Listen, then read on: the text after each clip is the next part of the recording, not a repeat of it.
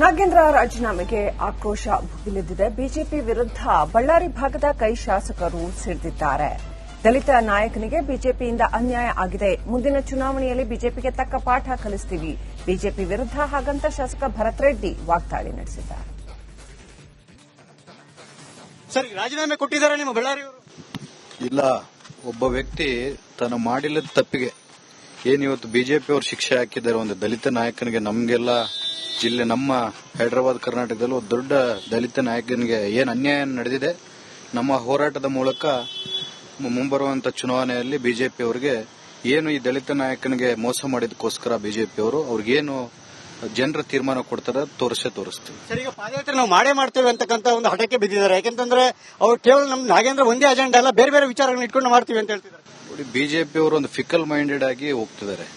First ಎಲ್ಲ ಏನಂತಂದ್ರು, ನಾಗೇಂದ್ರ ಅವರು ರಾಜೀನಾಮೆ ಕೊಟ್ಟಿಲ್ಲ ಅಂತಂದ್ರೆ ನಾವು ಪಾದಯಾತ್ರೆ ಮಾಡ್ತೀನಿ ಅಂತಂದ್ರೆ, ಇವತ್ತು ಪಕ್ಷಕ್ಕೆ ಮುಜುಗರ ಆಗಬಾರ್ದು ಅಂತೇಳಿ ಅಷ್ಟು ದೊಡ್ಡ ನಾಯಕರು ನಾಗೇಂದ್ರ ಅಣ್ಣವರು ಯಾರು ಅವ್ರನ್ನ ರಾಜೀನಾಮೆಯನ್ನು ಕೇಳಿಲ್ಲ, ಸ್ವಇಚ್ಛೆಯಿಂದ ಕೊಟ್ಟರು. ಇವತ್ತು ಅವರು ಯಾವ ರೀತಿಯಲ್ಲಿ ರಾಜಕೀಯ ಮಾಡ್ತಿದ್ದಾರೆ ಅಂತೇಳಿ ತಾವು ಮಾಧ್ಯಮದವರು ಮೂಲಕ ಜನರು ತಿಳ್ಕೋಬೇಕಂತ ಹೇಳಕ್ ಇಚ್ಛೆ ಪಡ್ತಾರೆ. ಈಗ ಬಳ್ಳಾರಿ ಸಚಿವ ಸ್ಥಾನ ಖಾಲಿ ಆಗಿದೆ, ಈ ಸ್ಥಾನವನ್ನು ಈಗ ಬಳ್ಳಾರಿಗೆ ತುಂಬಬೇಕು ಅಂತಿರೋ ಅಥವಾ ನೀವು ಕೂಡ ಪ್ರಬಲ ಆಕಾಂಕ್ಷೆ ಹೇಳಿದ್ರಿ, ಏನು ಅಂತ ಮುಂದೆ? ನಾನು ಯಾವತ್ತೂ ಆಕಾಂಕ್ಷೆ ಇಲ್ಲ.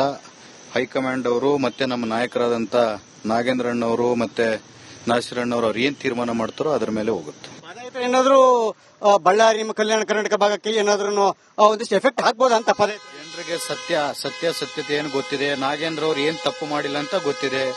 ನಾಗೇಂದ್ರ ಅವರು ಮಾಡಿಲ್ಲದ ತಪ್ಪಿಗೆ 2 ಸಾರಿ ಶಿಕ್ಷೆ ಅನುಭವಿಸಿದ್ದಾರೆ. ಅದು ಬಿಜೆಪಿ ಅವರಿಗೆ ದೇವರು ಮತ್ತೆ ಕರ್ನಾಟಕ ಜನತೆ ತೋರಿಸ್ತಾರೆ ಅಂತ ಹೇಳಕ್ ಇಚ್ಛೆ ಪಡ್ತಾರೆ.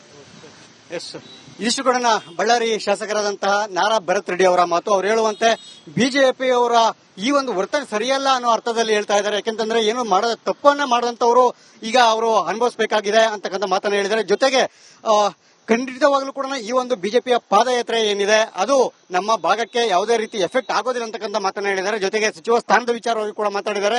ವರಿಷ್ಠರು ಯಾವ ತೀರ್ಮಾನ ಮಾಡ್ತಾರೋ ಅದನ್ನ ಮಾಡಲಿ, ನಾನು ಆಕಾಂಕ್ಷೆ ಅಲ್ಲ ಅಂತಕ್ಕಂಥ ಮಾತನ್ನ ಬಹಳ ಸ್ಪಷ್ಟವಾಗಿ ಹೇಳಿರ್ತಕ್ಕಂಥದ್ದು. ನೋಡೋಣ ಮುಂದೆ ಈ ಒಂದು ನಾಗೇಂದ್ರ ಅವರ ಪ್ರಕರಣ ಬಿಜೆಪಿಯವರು ಇನ್ನು ಯಾವ ರೀತಿಯಾಗಿ ತೆಗೆದುಕೊಂಡು ಹೋಗ್ತಾರೆ, ಮತ್ತೆ ಪಾದಯಾತ್ರೆನ ಯಾವ ಹಂತಕ್ಕೆ ತಲುಪುತ್ತೆ ಅನ್ನೋದನ್ನ.